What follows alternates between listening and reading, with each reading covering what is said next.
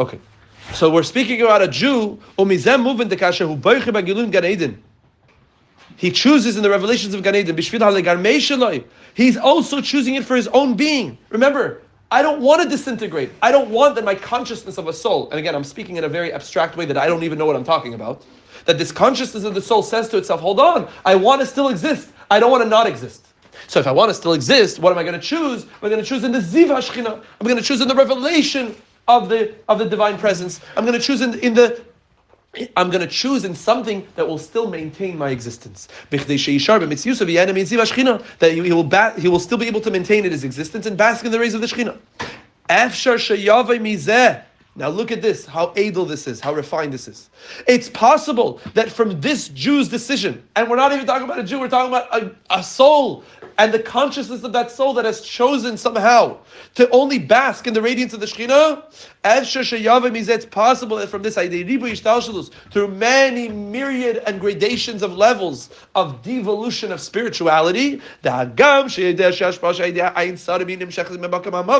even though we know that the benevolence that is coming through the 70 nations or the 70 ministers, that is the vitality of the nations of the world, is coming from a place of death, like we said above in chapter 5. Mikol Makim, nevertheless, we said, what is death? The negation of life. It's not true life and therefore not eternal. If something is not eternal, therefore by definition, it's not connected to the etzem. Mikol Makim, nevertheless, so why does he choose it? He wants this hashpah more than the hashpah of Kedusha. Why? Because he'll get much more abundantly. By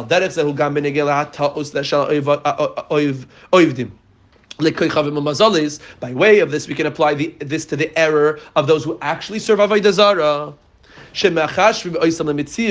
That they think of themselves as their own existence. And again, they think of themselves as their own existence, their own fixed ego, in which I need to embellish and embolden my life more, so therefore I need to give him more honor and him more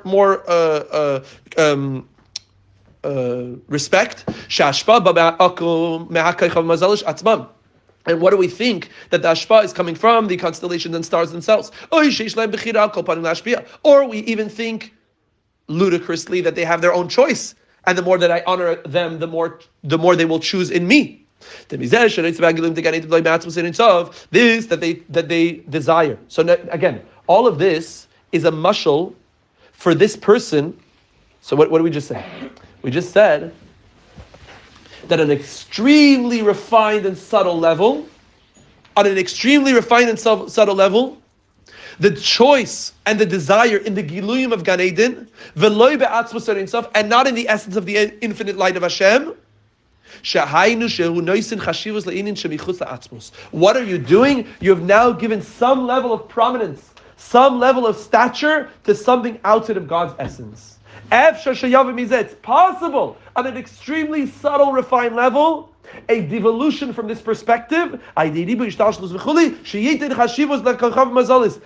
will evolve or devolve into giving a prominence to something outside of Hashem in our world also, which is the stars and constellations, and that they have some type of, and to be so twisted to think that they have some type of choice in and of themselves to give the benevolence. But you say to me, Zun, even more than this, and to even think that the hashpah is from them.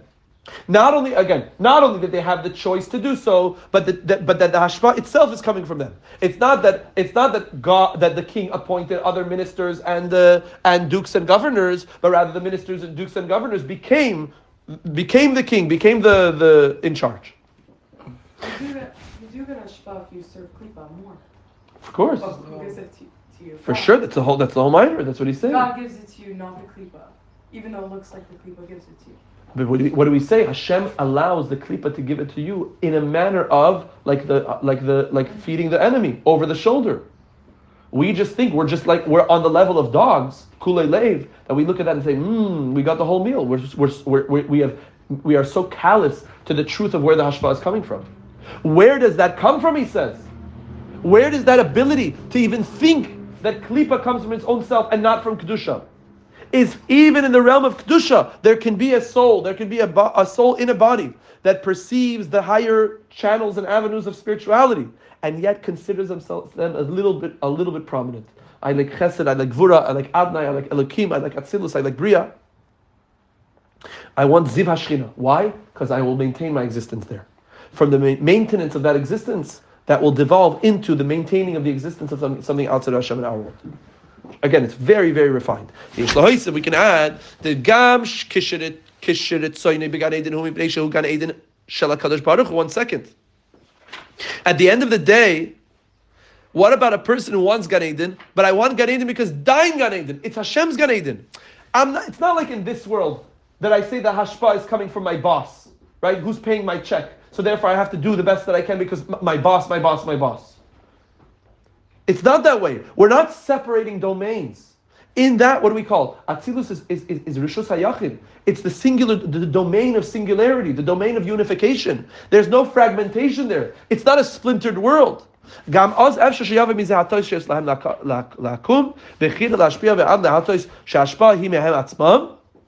But we said, nevertheless, it's still possible that because you're giving prominence to something outside of God's essence, this can devolve into the error of those in this physical world thinking that the hashpa is coming from something else. It's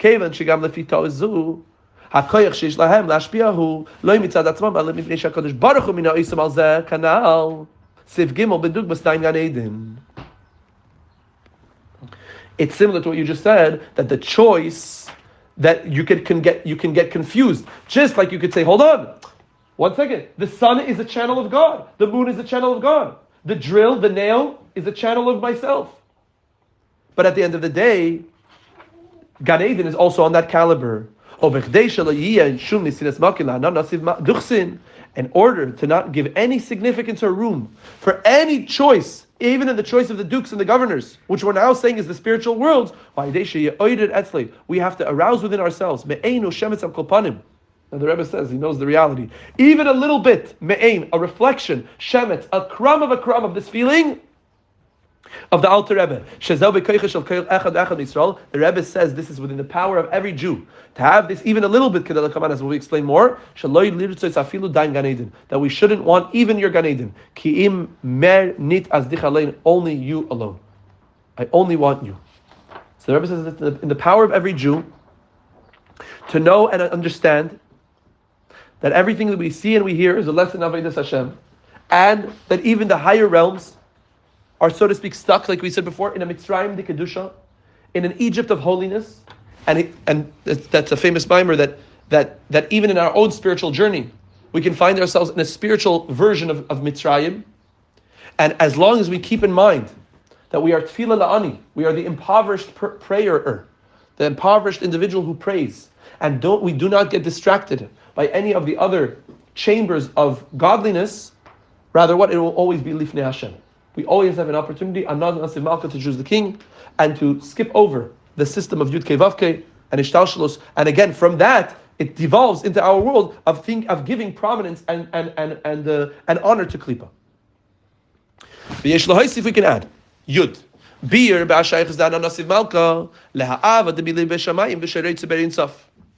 The connection between I will choose the king and the love that David HaMelech professes that who is for me in the heavens, and he just wants the infinite light.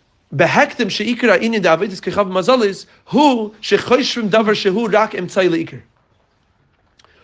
did this begin? The possibility to even desire something outside of God began in thinking that medium, that intermediary, is something to be honored and respected. This is relevant to the constellations and stars. That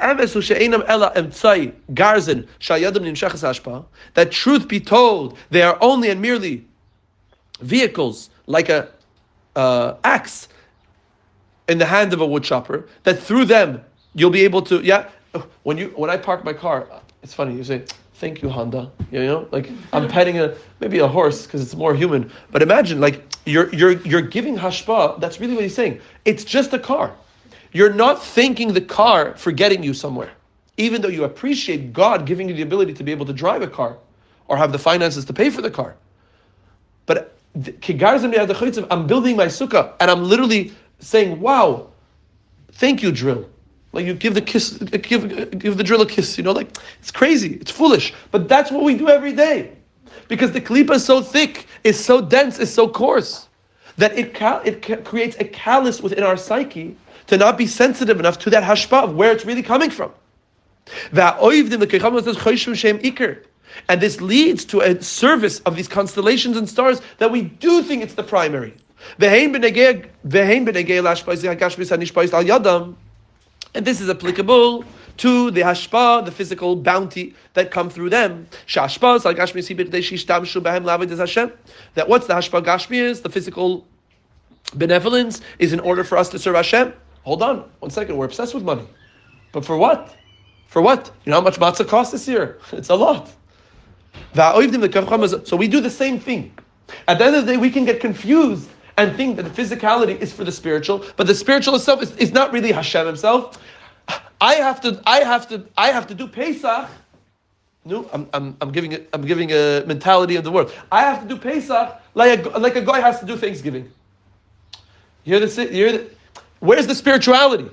Where's the connection? It happens to be that I'm serving Hashem. Of course I'm serving Hashem. But it becomes a little bit convoluted.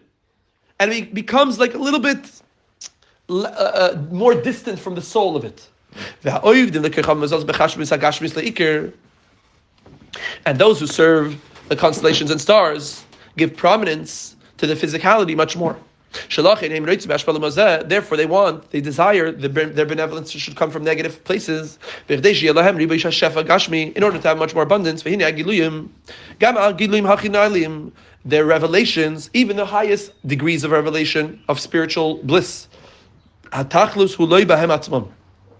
end of the day, they are also only vehicles to ensure a true relationship with you and God.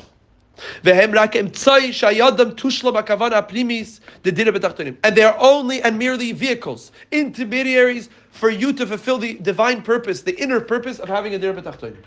So now, when the Rebbe Maharash says, or the Rebbe Ashab says, when you eat matzah, you're eating elokus, you're eating getlichkeit, you're eating godliness, okay?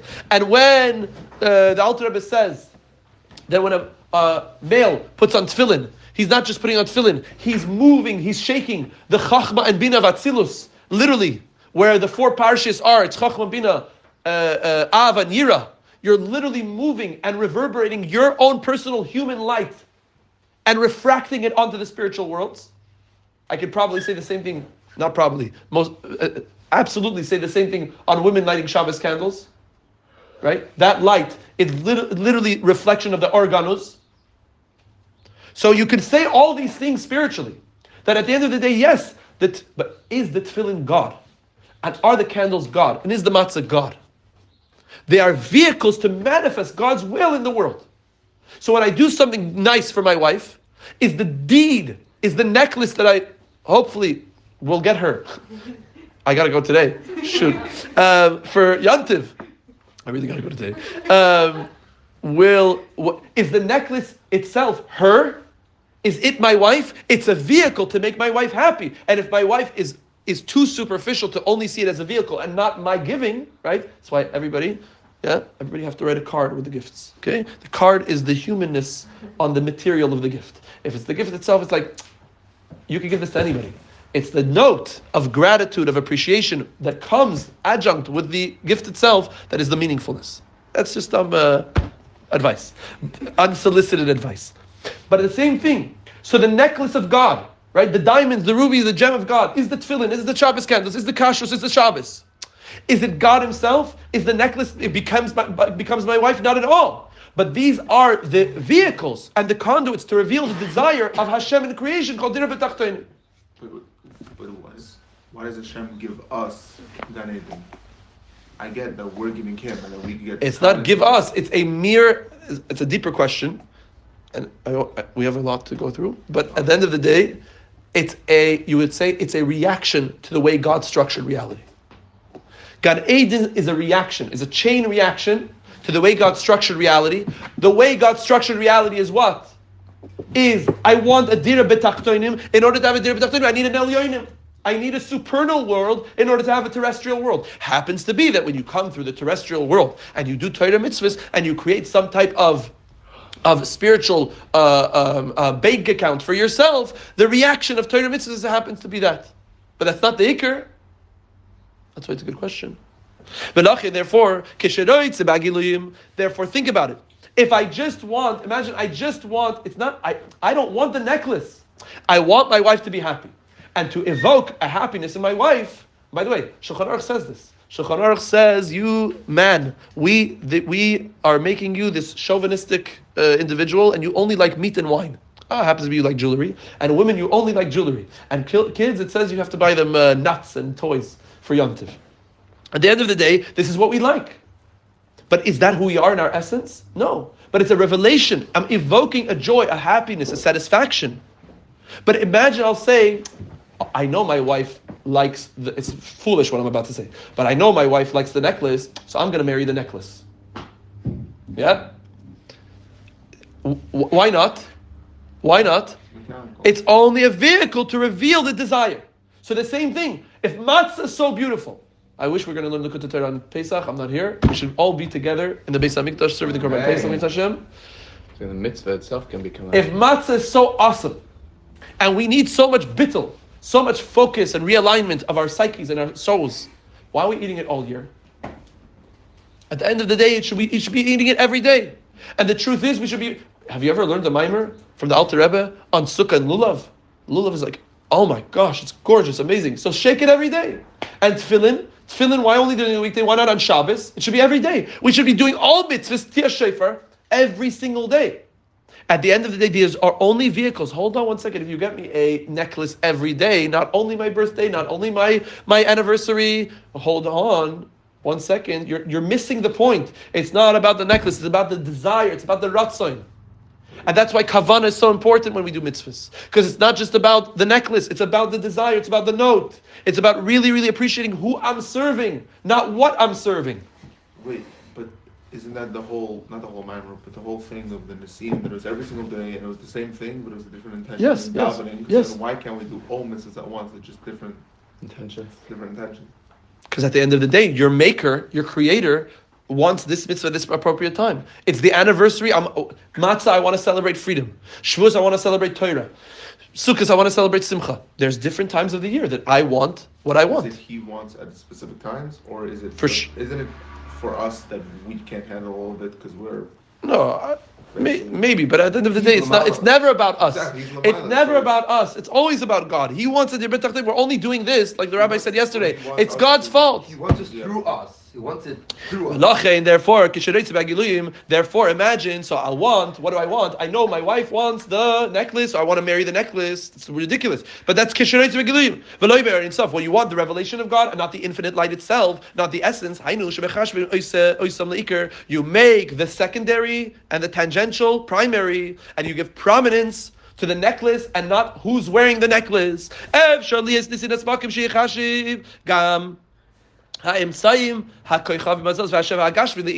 It's possible that you're now giving significance to the intermediaries, and you're making them more prominent than they really are. Based on this, we can say that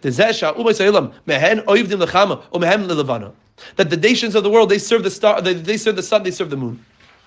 And the Jewish people only serve Hashem. Who is because the source of the Gentiles' souls comes from something called the externality of God's desire. What does an external desire mean? I only want this because.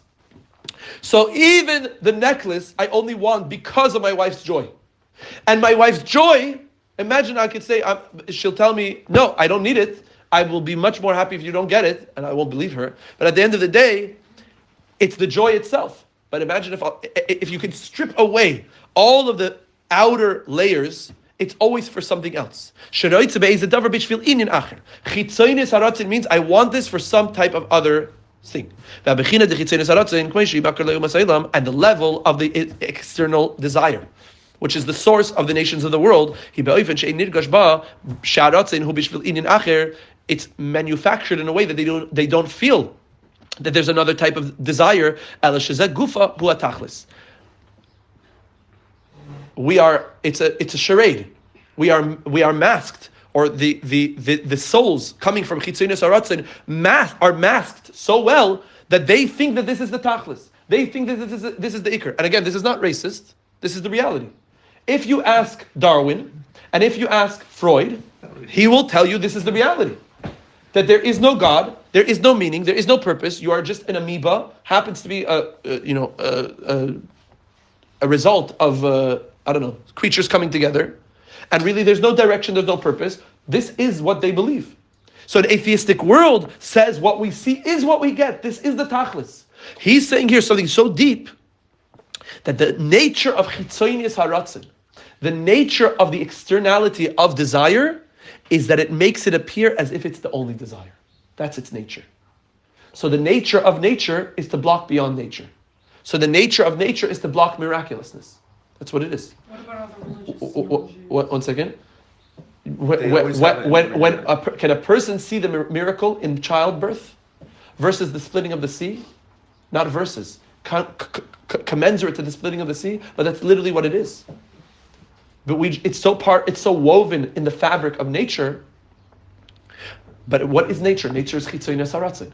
So if nature is chitzonius haratzin, the more external aspect of the desire, and the nature of chitzonius haratzin is to mask the depth and the truth of what the true desire is, then they're doing an amazing job.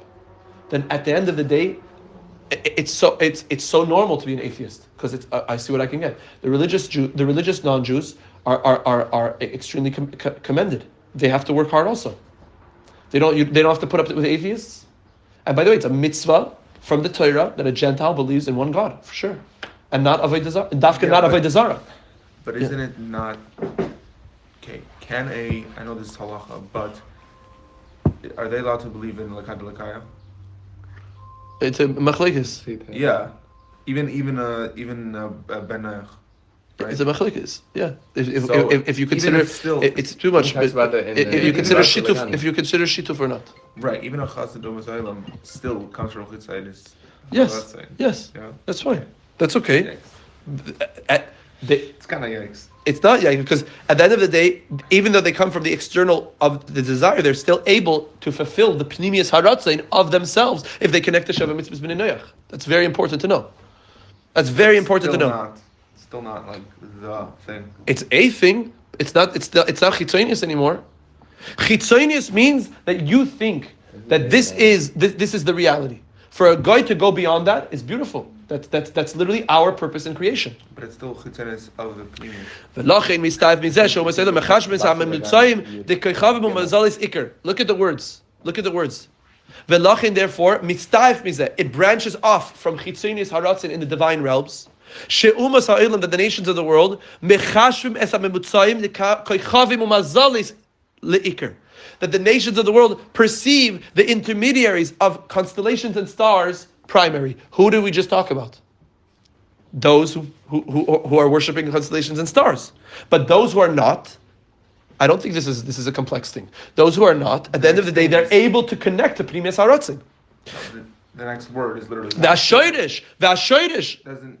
V'ashoydish the Yisrael, whom Pnimius Haratzin, but the source of the Jew comes from Pnimius Haratzin, the inner dimension of the will. It's not for any other reason other than this. From the vantage point of the inner dimension of the will, there's no room for anything outside of it. Therefore, you keep saying that word. That the Jew has a hakar, has a recognition.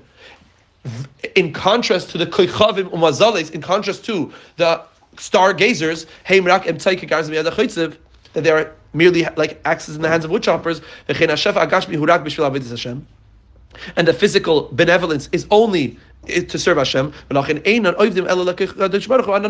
therefore they only serve the Hashem. I will choose the king. Based on this, we can say back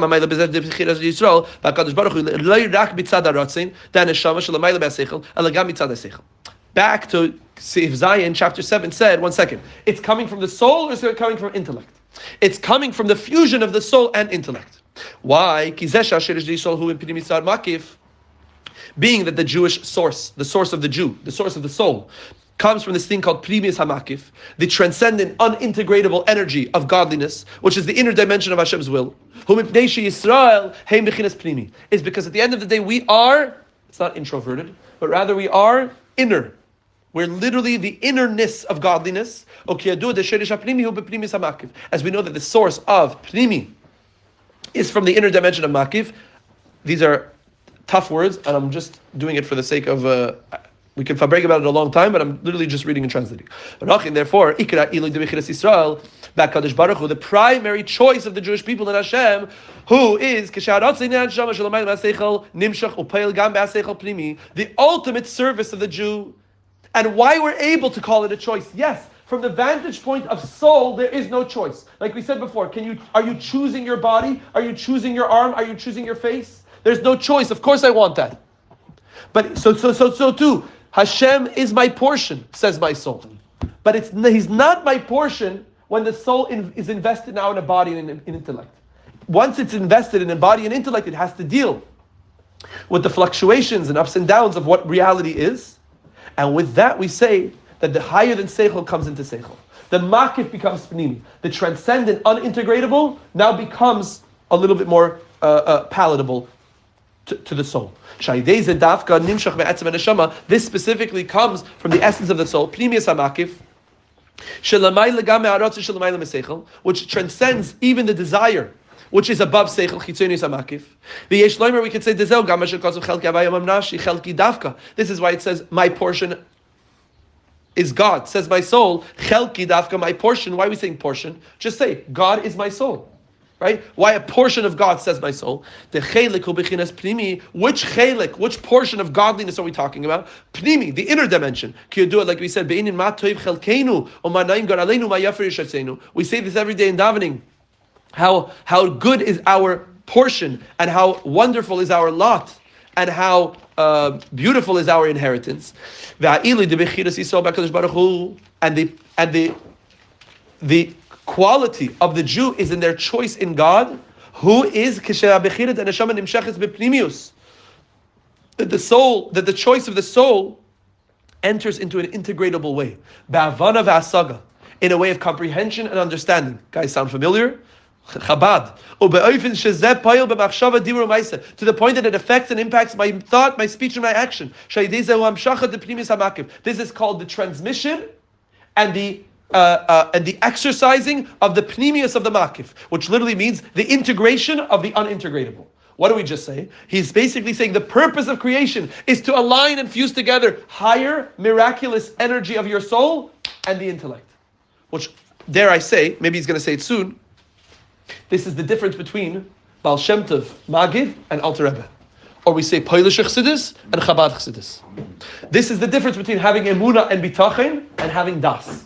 Nobody's negating that it's only Das.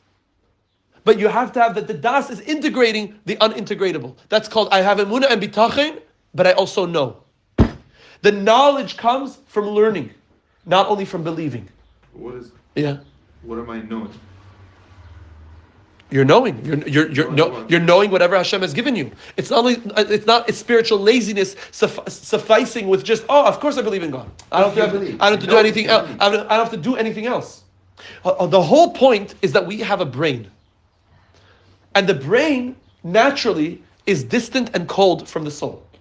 And our purpose in life is to make it warm and heat up and feel the heat and warmth of the soul.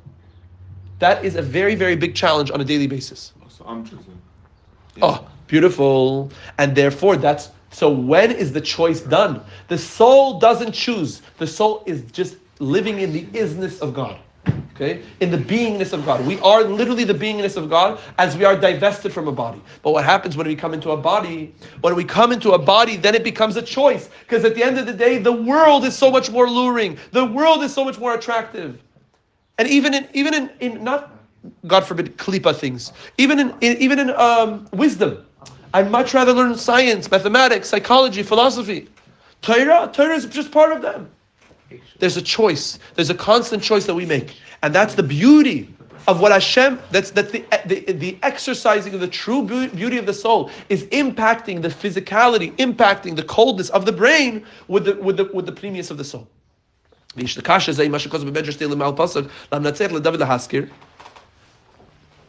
is Tehillim. What did I say in the beginning of the Maamar?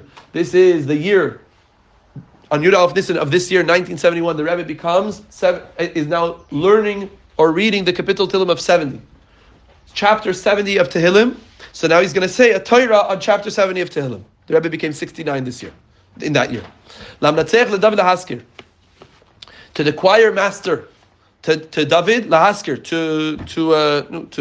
to remember, to mention. Mashal Melech. So what is it? What does the Medrash say? Mashal Melech shehaya loitzoin. A king had sheep. V'kas aleim, and he got upset at them. Girish es hatzoin. He expelled his sheep. Vehitir es hadir, vehavir es haroya, and he released. Untied. He untied. He released the. I don't know what deer is. Deer is a pen. The pen. Yeah. Nice. Vehavir es haroya, and he let go of the Fired.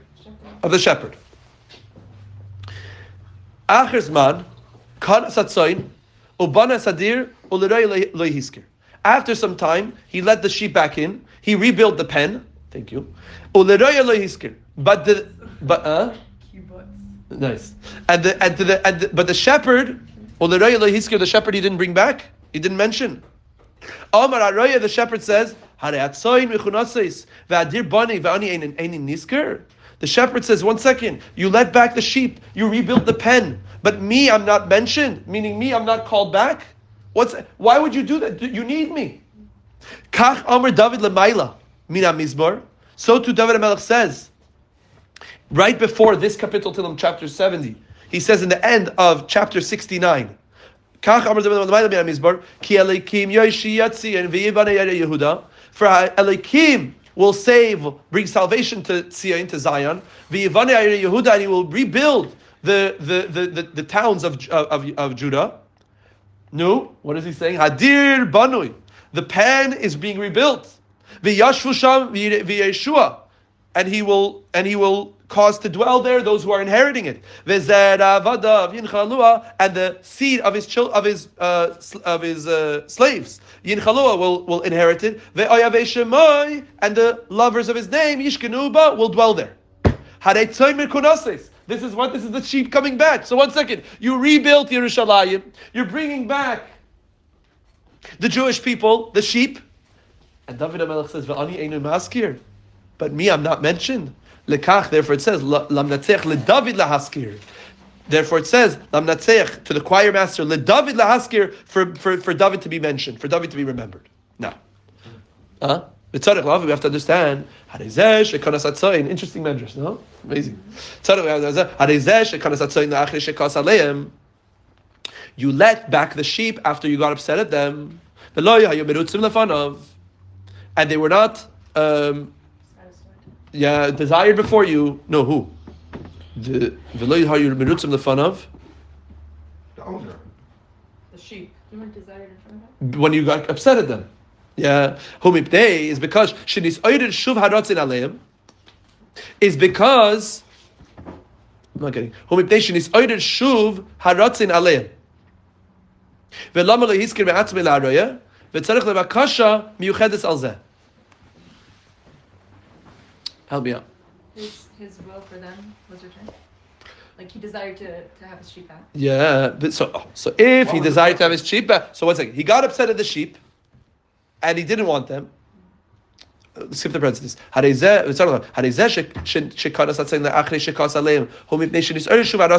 the parentheses. The reason why the owner brought the sheep back is because his anger abated, and now he wants them. If that's the case, why doesn't he mention, if he knows he wants the sheep, by definition, he should want the shepherd as well. And why isn't the shepherd mentioned in the same psukim? So what do we just say? Kapitel 69, Kapitel Samachtes. You're saying this whole thing.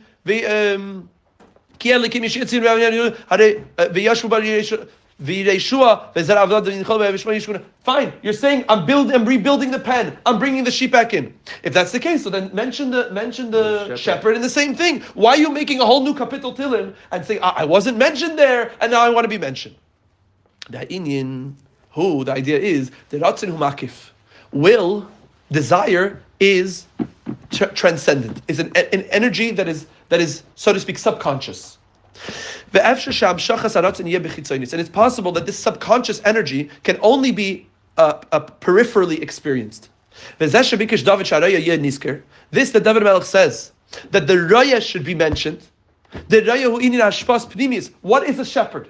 A shepherd is the one that transmits energy, that nourishes and sustains. What do we call Moshe Rabbeinu?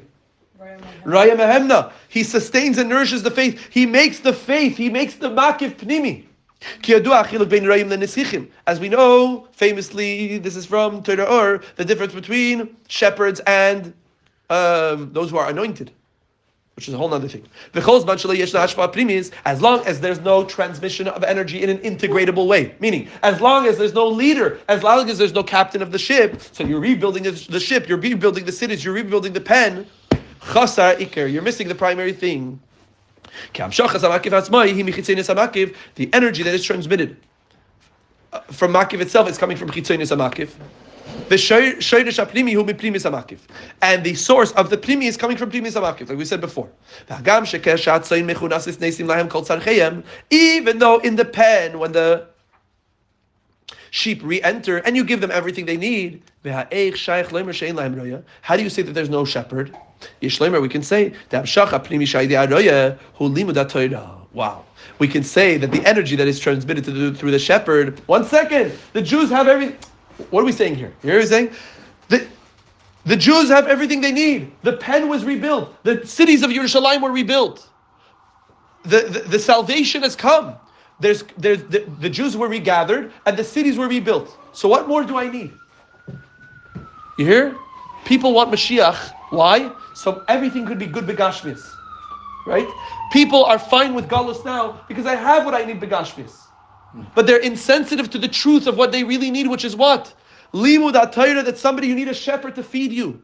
You can have all the beauty in the world, but at the end of the day, if you don't have an instructor to integrate in you the power and beauty of the building,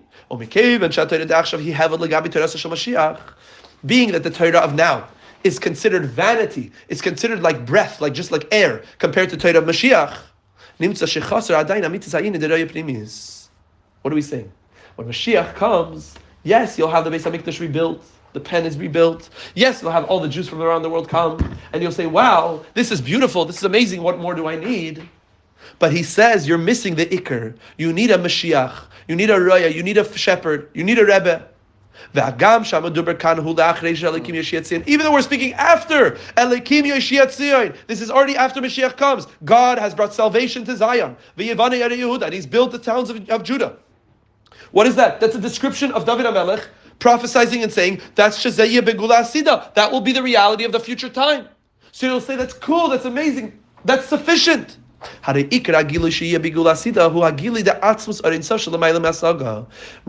that's all superficial. At the end of the day, the primary revelation of the Geula Asida, which should be today, which should be the revelation of the essence of the infinite light, that is higher than comprehension. All those things, the Jews coming back to Eretz Yisrael, and the Beis HaMikdash being rebuilt, are all comprehensible, are all imaginary, that we can really perceive that.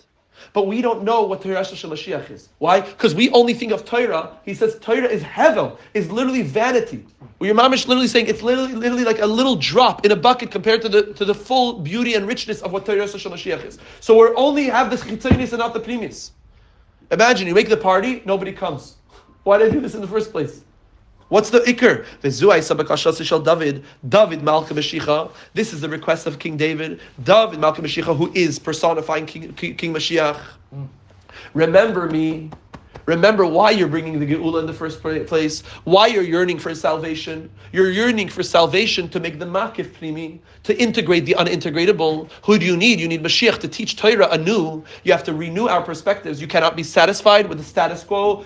Mediocrity, even of Mashiach, that the rebuilding of the temple and the ingathering of the Jewish people should satisfy you. No, I want godliness. Who teaches me godliness? Mashiach personifies the integration of godliness. And through our request, it will come to fruition. That we will have the Raya, which that's why it needs to be mentioned in a brand new capital, right? That we're speaking about a totally new experience, a totally new faculty, a totally new skill being used, which is the understanding and comprehension of Torah in its full bloom. And again, not just being satisfied with the chitzonius of Mashiach or the chitzonius of Geula. So it needs its own kapitel. Kapitel Samech Tes, chapter 69, is for bringing about what will happen when Mashiach comes. Kapitel 70 is saying who will facilitate that what is happening will actually be integrated in a real way, and not just the fanfare. So I imagine we could say a little mashal. Har Sinai was the same thing. At the end of the day, it was not satisfactory. Look what happens 40 days later, when Mashiach leaves, when Moshe Rabbeinu leaves.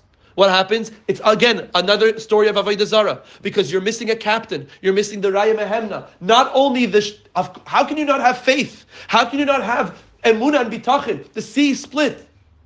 Koilos, Ubrakim, lightning, thunder. You're speaking about the revelation of Har Sinai was trumped the revelation of all of the other prophets. And yet, how can you do this? Because Moshe went away. So he says that whole new kapitel, mention Mashiach, because at the end of the day, when you are not upset with your corral anymore, you're not upset with your sheep anymore, and you ingather them, don't not mention the Iker. What is that? Mashiach, the facilitator of that which is makif into Pnimi. Yud Gimel. Chevra, I commend you. Hashem should bless you with the most happiest of birthdays ever. And on your actual birthdays, I can't, if you learn 4 hours Chassidus, that's also awesome. The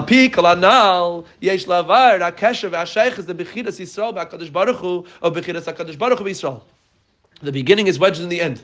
This was our question on the Medrash. Our question is, how can you even employ the terminology choice regarding the choosing of the Jewish people in God and regarding the choosing of God in the Jewish people? The choice in Hashem, that Hashem exercises in the Jews, in that they should be a treasured nation, that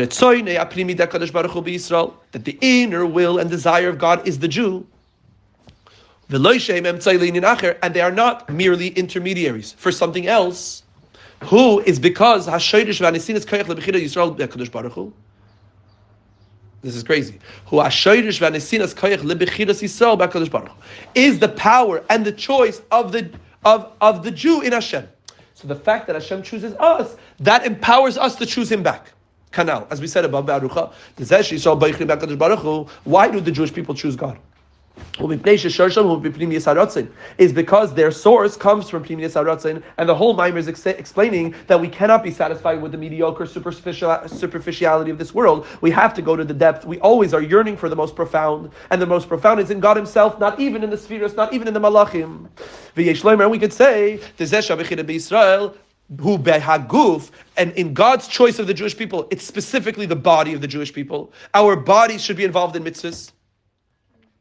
With this, we are granted the power that even in our physical affairs, I wish my mom was here. This is what she was complaining about. The revelation of the inner will be manifest in all of your items of physicality. Again, but you have to go back to your source. That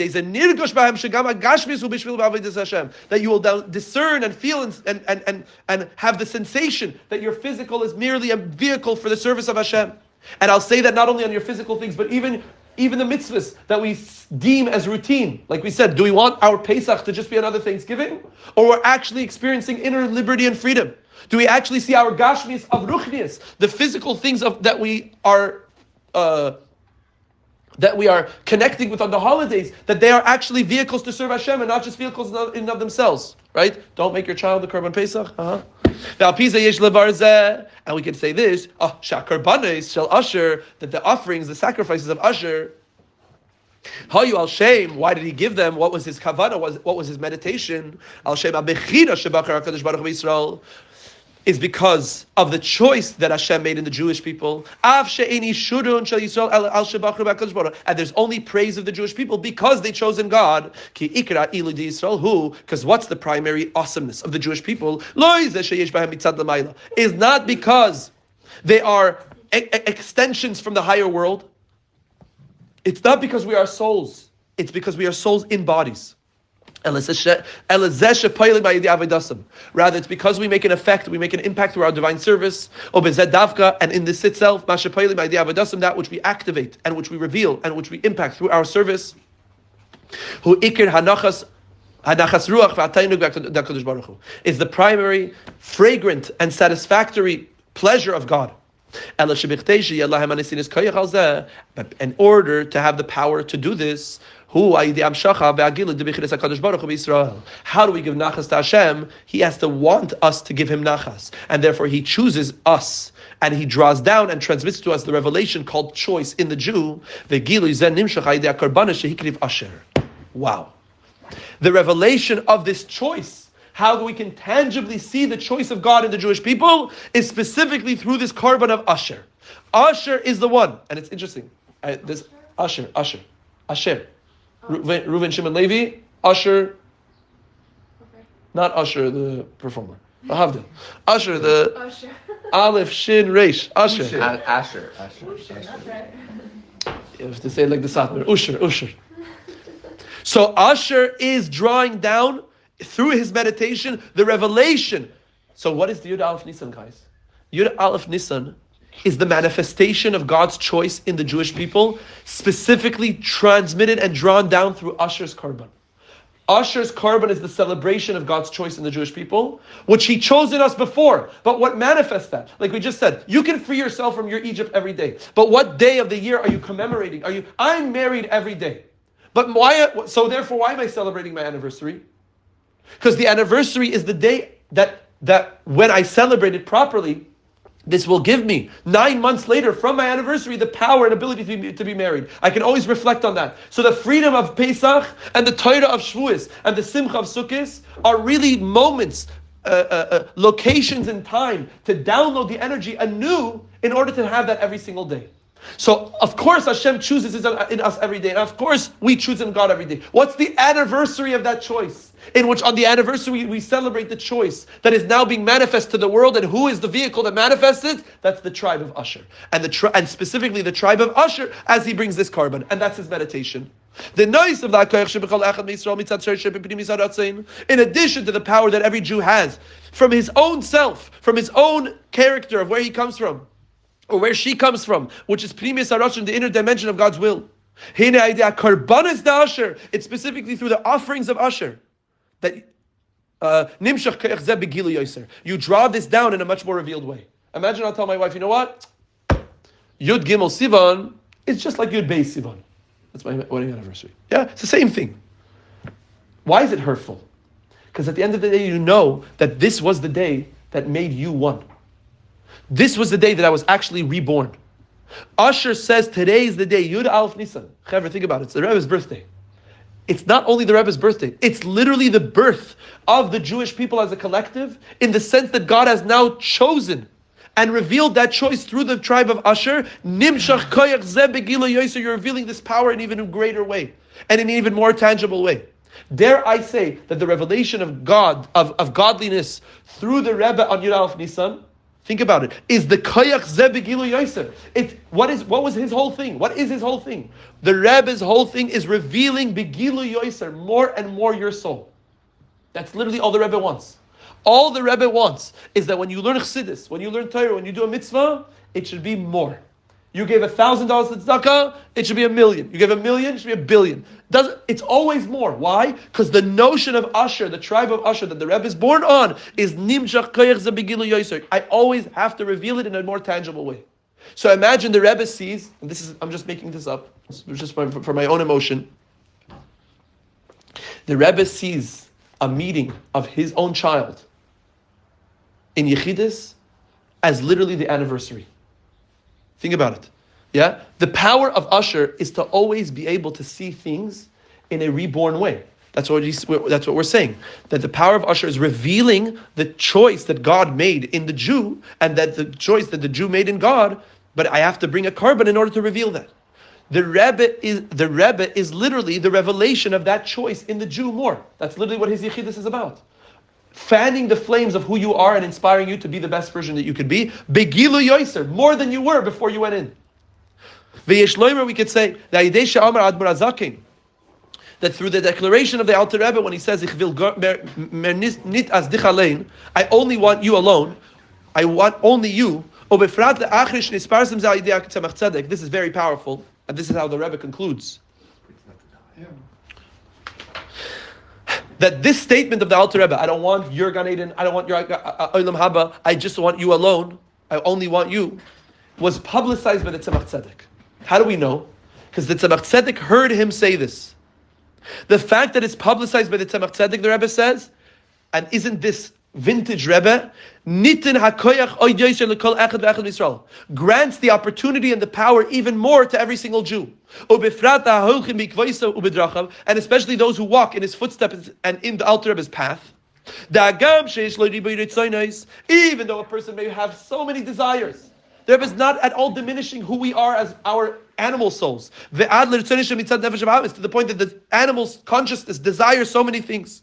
So the Rebbe knows, I know you don't want Gan Eden, and I don't know you don't want Olam Haba, I just want to eat food, I just want to make money, I just want to have a nice car, I just want to have all these things. The Rebbe says, I know that. They're all coming and emanating from the animal soul's consciousness.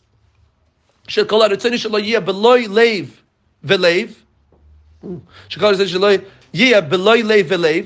all of his desires are coming without a heart or with a heart. I think that's what it means. The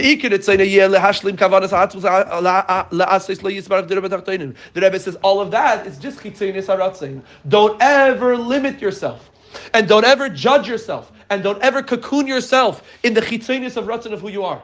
Who are you? You're pnimius. You're at the end of the day, and this is what the Rebbe saw, what the Rebbe sees. The whole chassidus is to make sure that you remember that you are a piece of God. The manifestation of that piece of God in your life is by facilitating for the essence of who you are, which is God's essence.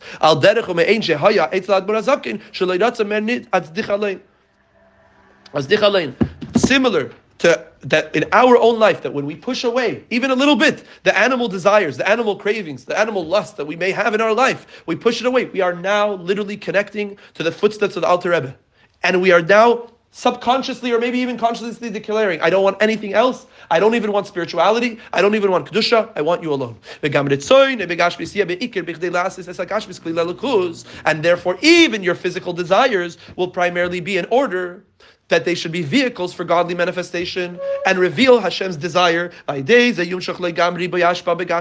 this, the Rebbe is blessing us. Yudalf Nisan, on his birthday, the mazel of the Rebbe is goiver, and I'm treating this as the Rebbe's bracha to us, that when we have this kavan and we work on ourselves even a little bit, then we will also have abundance in Gashmias as well. Like the Alter Rebbe says, as der Eibishter git Yidin Gashmias und Yidin machen von dis Gashmias Ruchnias. It's Hashem's job to grant the Jewish people physicality, and it's the Jews' job to make from the physical spiritual. But in order to make from the physical spiritual, we need Gashmias. Make a lot of money. But the money is just a vehicle for the expression of God's essence. To be moving from this is understood. When Hashem grants the Jewish people, and again, this is a bracha from the Rebbe, that we are getting abundant Gashmias. Our finances are through the roof. It's by consequence, it's organic that a Jew automatically, the Rebbe says, will make from it abundant ruchnias. Qualitative abundance and quantitative abundance. To the point of completion, to the point that in every single thing and in every single moment in life, time, space, and soul, we attach ourselves and unify ourselves with God, and revealing what the Zayar says, that the Torah, the Jew, and Hashem are absolutely one. And all of this should be carried out from a sense of spirit, of a sense of joy and gladness of heart. And preparing for the time of freedom and liberation, Pesach. And with this simcha, the simcha is the vehicle that we will actually bring the redemption, the cheruseinu in actuality. We will feel liberated, because when I am a simcha, there is no greater feeling of liberation than the feeling of joy. Geula mitzvah shlema idei Mashiach tzidkenu b'karev mamish, with the complete and true redemption through Mashiach tzidkenu. Now, Amen. Yasher Koyach. Wow. Oh my! Is there more? Next one.